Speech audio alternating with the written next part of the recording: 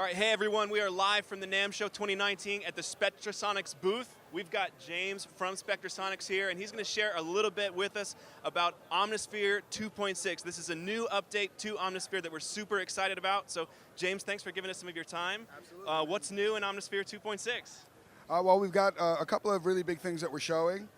One of the things that we're showing here is the expanded Arpeggiator, which I'm going to get to in a second. We've got a whole bunch of really great new features that are in there.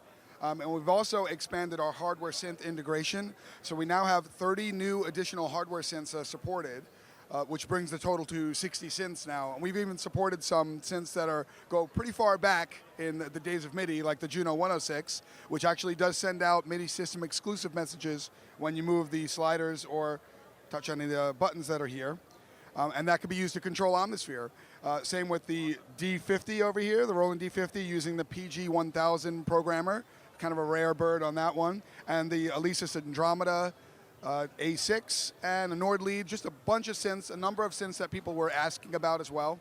One of the cool things about hardware synth integration is that even if you don't have one of the hardware synths, when you get this upgrade, you're getting all of these great new patches that use waveforms and sounds that were from those original hardware synths. So even if you're not a hardware synth user, you're going to love this update because you're going to bunch new sounds that come with it.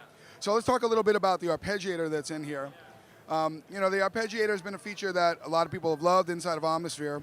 With version 2.6, we've taken the Arpeggiator and we've greatly expanded it.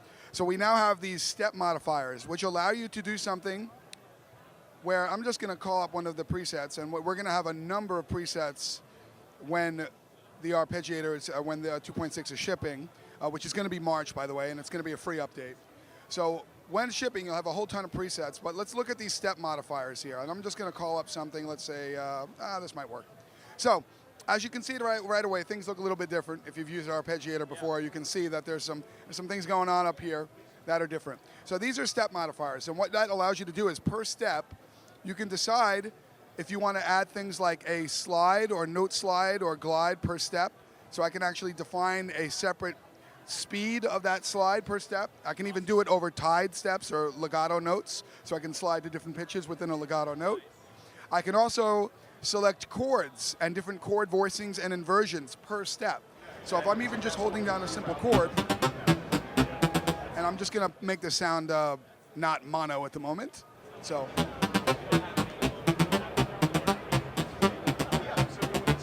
And let's take that arpeggio and lengthen things out a bit. Now let's get a different one of them in here. That's awesome. Let's try another one with some of these risers.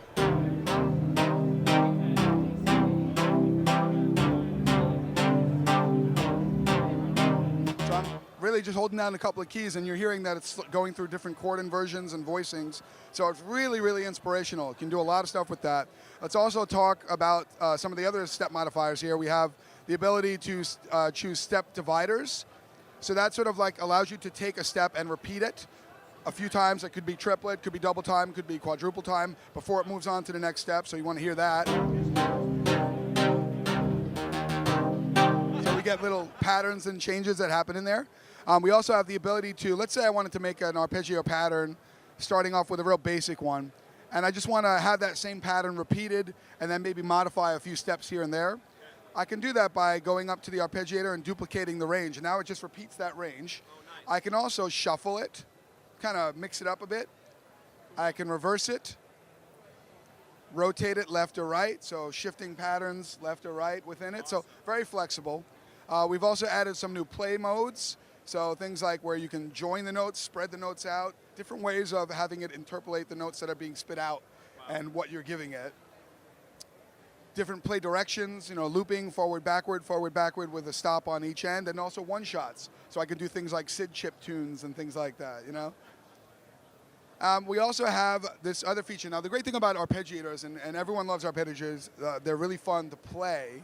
But the issue usually comes up is that, once you're in that moment of inspiration, now using that in a song is a little tricky, right? Because capturing the moment of what you're playing and then recording that, you kind of have two options, right? One is recording the MIDI that you're playing, and hopefully you play it the same way, and if it quantizes, it's a little off. There could be some quirkiness in there. Sure.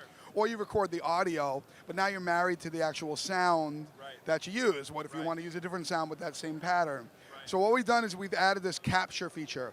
And what this capture feature allows you to do is when you're going to be playing, I can capture, let's say, one bar, and it's waiting for me to play notes.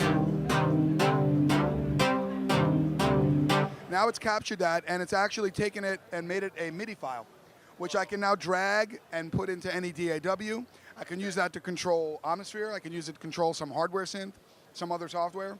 And it's, everything that I played is now in there as MIDI information. Wow. So it makes it much more flexible, much more usable. So this ends up being more of an idea generator, motif generator that you can use in your music. So that's just a little bit of what's going on with the Arpeggiator. And again, it's going to be a ton of new presets that come with it, including a ton of new sounds that are going to be coming with Omnisphere 2.6, available in March, and a free update for all Omnisphere 2.0 users. James, you guys are crazy. You keep pushing the envelope. We can't imagine it getting better, and then you blow our minds time and time again. So thanks so much for thank you so much for taking the time to share with us. March, right? March. Okay. Thanks everybody. We'll talk to you soon. Thank you.